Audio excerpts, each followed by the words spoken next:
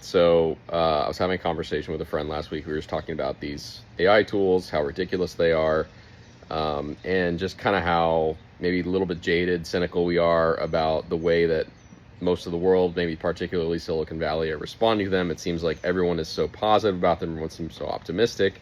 Elon's talking about radical abundance. And yes, of course, there will be some upsides to these things, but there's also just like this catastrophic human downside to, this transition period, which even, the major, thought leaders in the space have admitted it's going to be a rocky transition at the very least.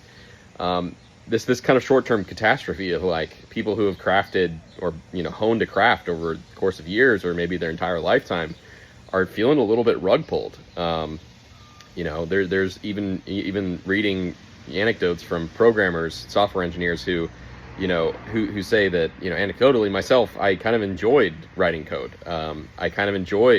It was kind of a meditative experience for me to sit down behind a keyboard and to kind of use that gift, use that talent, to bring code into the world in the form of useful tools and applications for people. And is there something that's lost when you transition from that world where it's more craft-like to a world that feels more like an assembly line in a factory? And I think that's where this prompt factory kind of meme comes from, and I think rightly so. I think that's kind of the existential crisis that a lot of white-collar workers are having right now. Is like they're watching their jobs slowly transition into becoming prompt factory jobs, and they're just like, some people are happy with that, but a lot of people are just kind of unwilling to accept that as just like the natural outcome of what's going on here.